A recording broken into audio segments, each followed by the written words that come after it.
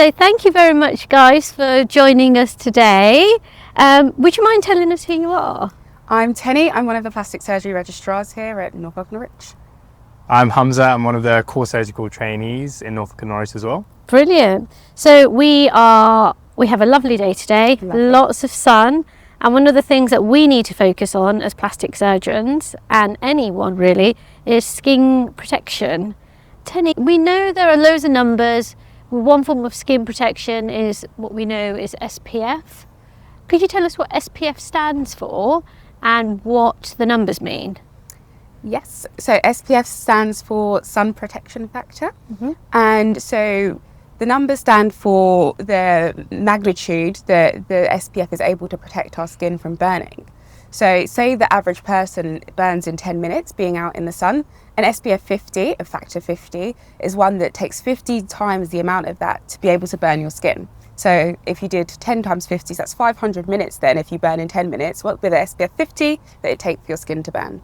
Brilliant. So that's quite important because it means that we have to reapply after a certain period. Exactly so. So if you are out in the sun for long periods of time, you need to ensure that you are regularly applying sunscreen. And if you are with the SPF factor 50, just think about the amount of time that you've had it on for and be reapplying it judiciously. Brilliant. And do you find that interesting? Yeah, I do actually. Funny enough, I didn't really know in practical terms what those numbers meant. So it's been as educational for me as for everyone else. And the other thing I'm sure I get a lot of questions about are when should we actually be wearing it? Should we be wearing it all the time? Is there anything that that will help us make that decision? Yeah, I guess technology is our friend here. So if you've got the weather app on your phone, I'd say open that up when you get up in the morning and you're getting ready and look at the UV index. A UV index of 3 and above means that you need to have that SPF on. So put on your sunscreen or sunblock and then that should be able to help with your protection. I've got a question. Yep. Do we need to wear it indoors? I wear sunscreen inside. And that's because the windows won't filter out enough of the UVB that could burn your skin. So for you to be able to have enough protection and know that you're protecting yourself, I think it's best to put on.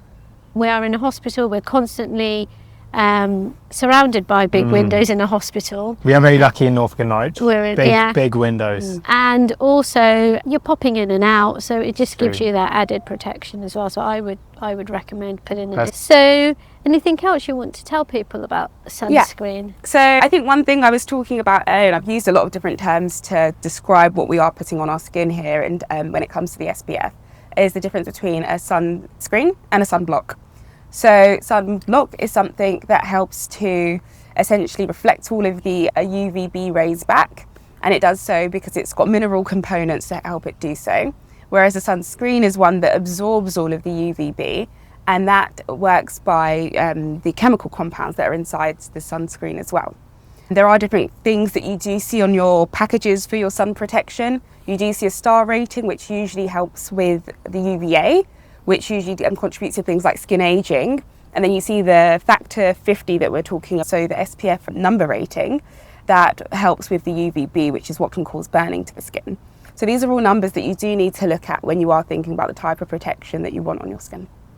Brilliant. Thank you very much for that information. Thank you. Yeah, I've learnt a great deal today myself. Good. Brilliant. Thank you.